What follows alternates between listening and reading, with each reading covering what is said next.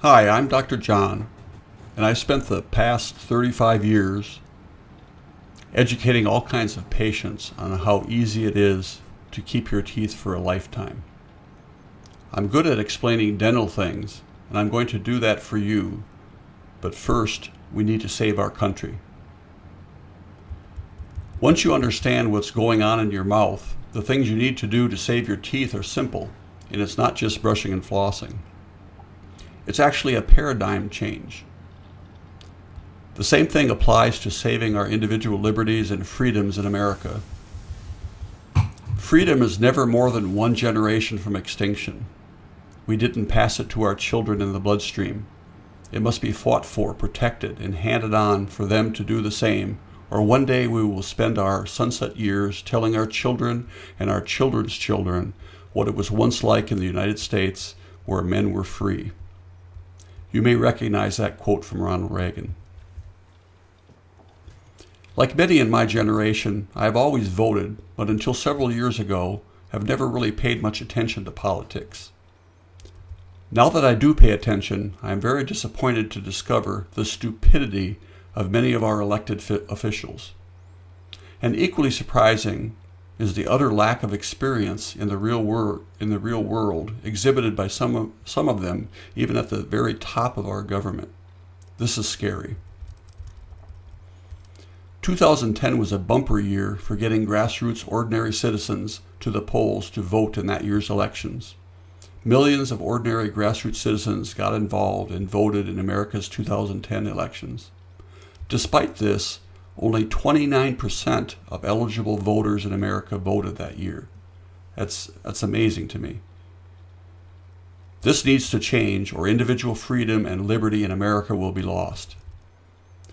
We currently have a president who lies with a straight face, knowing full well that many in my generation are not paying attention beyond the drive-by media, which of course we all know he has in his pocket.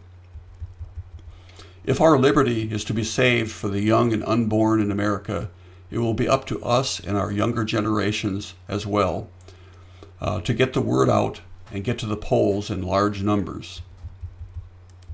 We have some simple choices to make.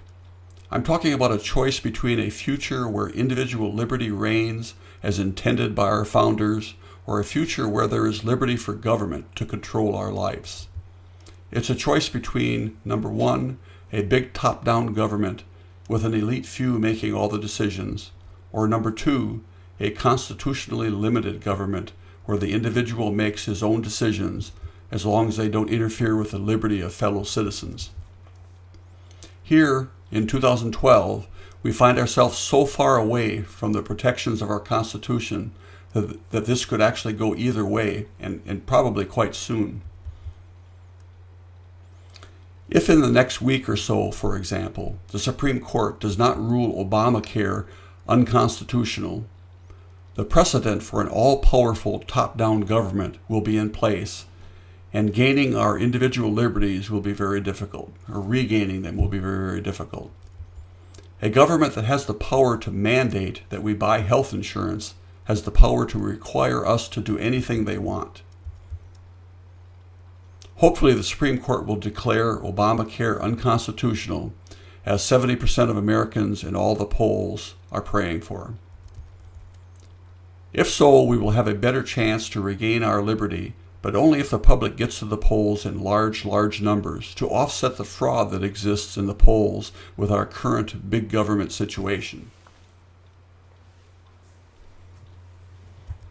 Obamacare was never really about health care.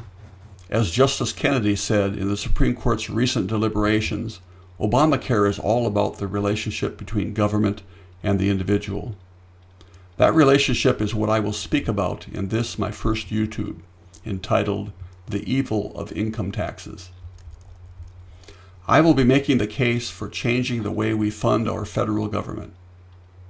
If all of you as individuals will contemplate and act upon what I present to you in this YouTube, we could actually save our country.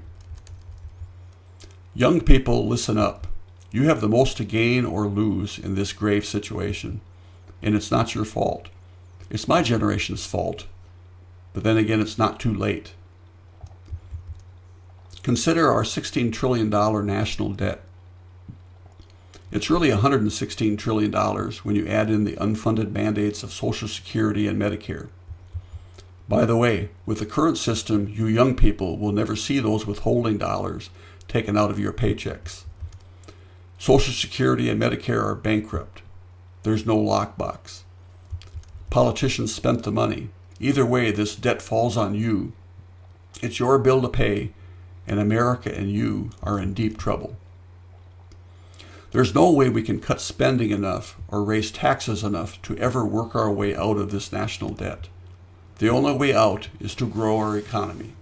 And this is where the paradigm change comes in. So listen up. First, some facts. Government has nothing that it doesn't take from someone. In some fashion, government must take money from individuals to fund government activities. Some of these government activities are essential and enumerated in our Constitution, but today many are not. Historically, all governments have found ways to get larger and more intrusive in the lives of their citizens. It's human nature. If men were angels, it might be different.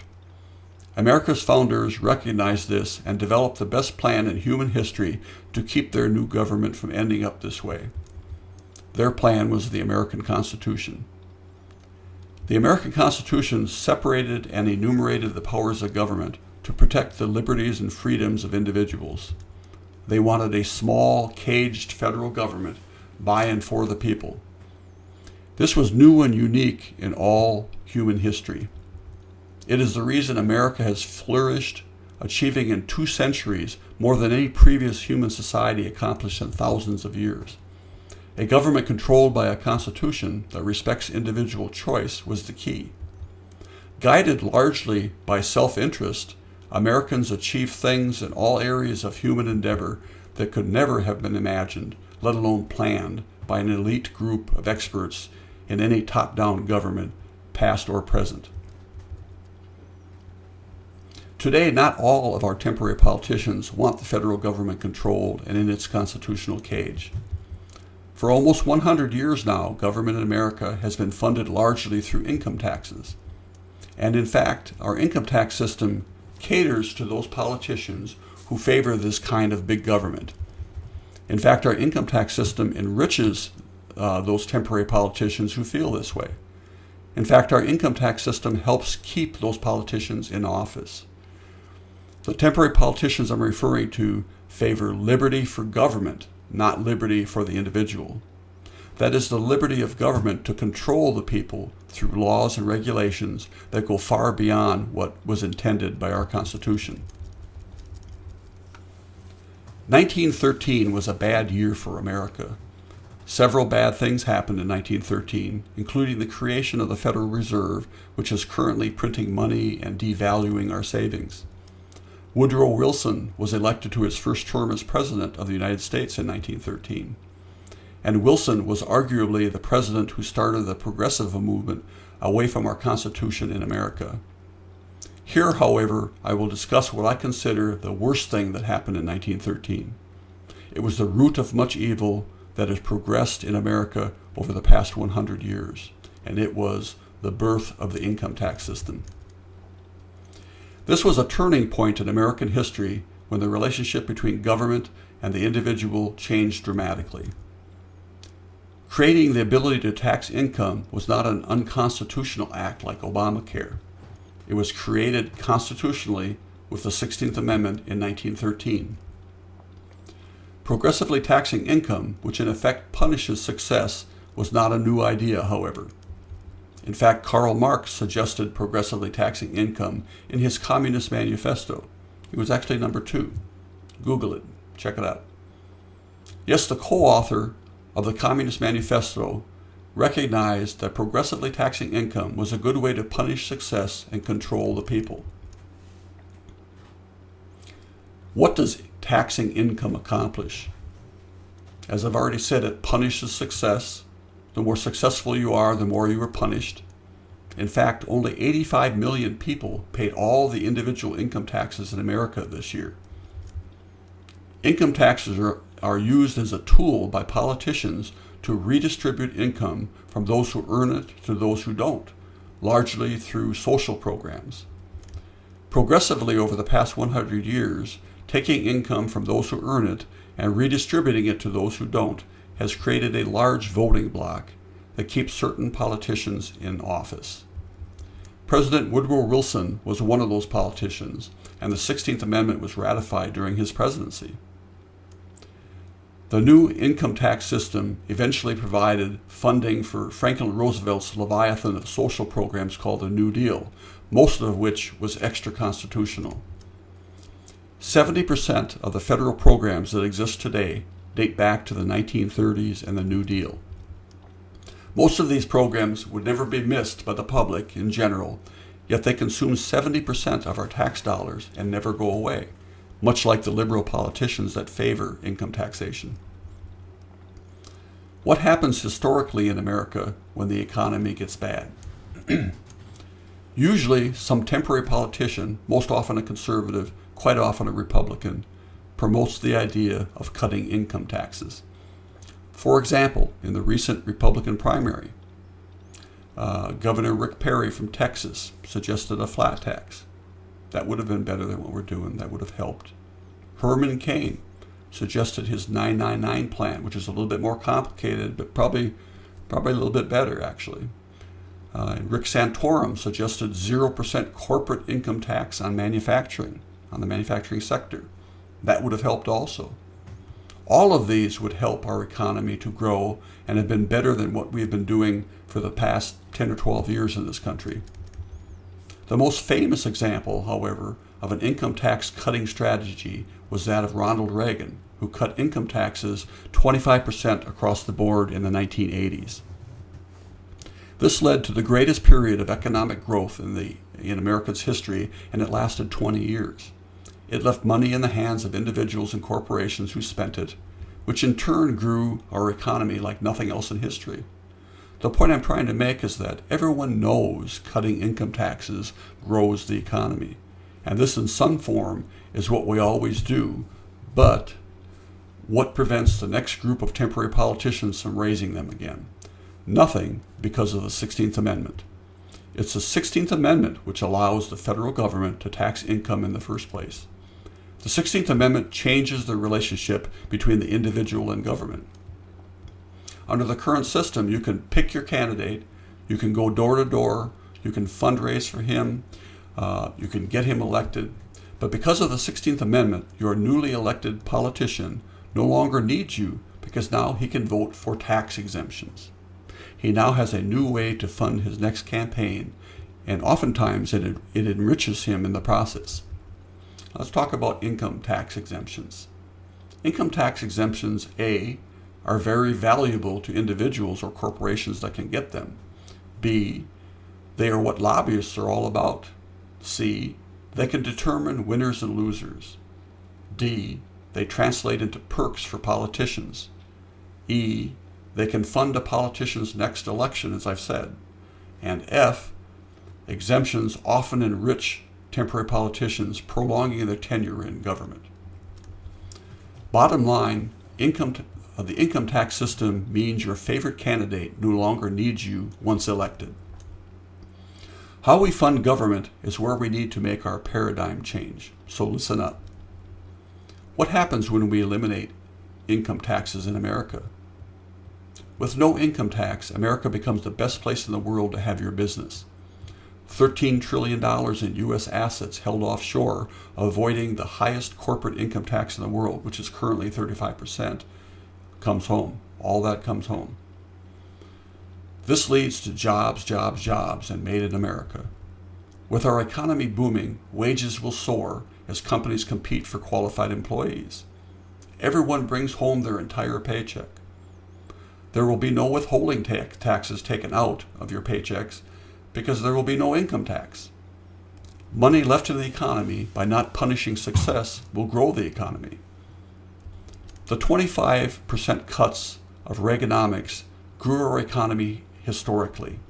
A 100% cut in income taxes, made permanent by eliminating the 16th Amendment, will quickly bring our country out of debt and help to restore the relationship intended by our founders between individuals and government.